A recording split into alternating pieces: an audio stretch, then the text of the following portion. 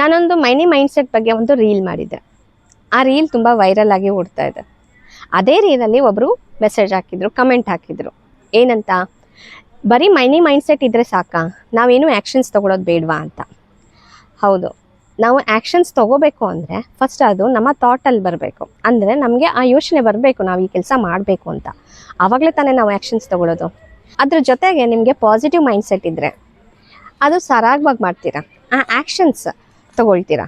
ಅದ್ರ ಜೊತೆಗೆ ನಿಮಗೆ ಥಾಟ್ ಇದ್ದರೆ, ನಾನು ಇಂಥ ಕೆಲಸ ಮಾಡಬೇಕು ಅಂತ ನಿಮಗೆ ಥಾಟ್ ಇದ್ದರೆ ಏನಾಗುತ್ತೆ, ನಿಮಗೆ ಆಪರ್ಚುನಿಟೀಸ್ ಕಾಣಿಸ್ತಾ ಹೋಗುತ್ತೆ. ಆ ಥಾಟಿಗೆ ಯಾವ ರೀತಿ ನಾವು ಆ್ಯಕ್ಷನ್ಸ್ಗಳನ್ನ ತೊಗೋಬೋದು, ಏನು ಆಪ್ಷನ್ ಇದೆ ನನ್ನ ಮುಂದೆ, ಡೈರೆಕ್ಷನ್ಸ್ ಸಿಗುತ್ತೆ ನಿಮಗೆ.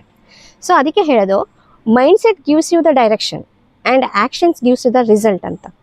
ಸೊ ಒಂದು ಎಕ್ಸಾಂಪಲ್ ಕೊಡ್ತೀನಿ ನೋಡಿ. ಕೌನ್ ಬನೇಗ ಕರೋಡ್ಪತಿಯಲ್ಲಿ ಒಬ್ಬರಿಗೆ 1 ಕೋಟಿ ದುಡ್ಡನ್ನು ಗೆಲ್ತಾರೆ ಅವರು. ಆದರೆ ಸ್ವಲ್ಪ ದಿನ ಆದಮೇಲೆ ಆ ದುಡ್ಡನ್ನೆಲ್ಲ ಅವರು ಕಳ್ಕೊಂಡ್ಬಿಡ್ತಾರೆ. ಯಾಕೆ ಕಳ್ಕೊಂಡ್ರು, ಯಾಕೆ ಅಂತ ಅಂದರೆ ಅವರಿಗೆ ಆ ದುಡ್ಡನ್ನು ಸಂಭಾಳಿಸೋವಂಥ ಮೈಂಡ್ಸೆಟ್ ಇರಲಿಲ್ಲ. ಅಷ್ಟು ದುಡ್ಡು ಬಂದ ತಕ್ಷಣ ಅವ್ರಿಗೆ ಅದನ್ನು ತಡ್ಕೊಳಕ್ಕಾಗಿಲ್ಲ, ಆ ಫೀಲಿಂಗ್ ಇಲ್ಲ ಅವ್ರಿಗೆ. ಅದಕ್ಕೆ their mind is not ready for it. So they lost it. ಅವ್ರು ಎಲ್ಲಿ ಹೋಗಿದ್ರು ಅದೇ ಥರ ಕೆಳಗಡೆನೆ ಬಂದುಬಿಟ್ರು.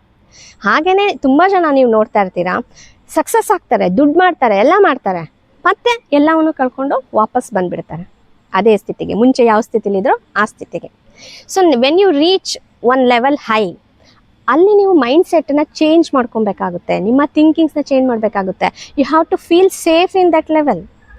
ಆವಾಗ ನೀವು ಆ ದುಡ್ಡನ್ನು ಸಂಭಾಳಿಸ್ತೀರಾ. You will never come back down to same back position. So mindset is very important before you take any actions.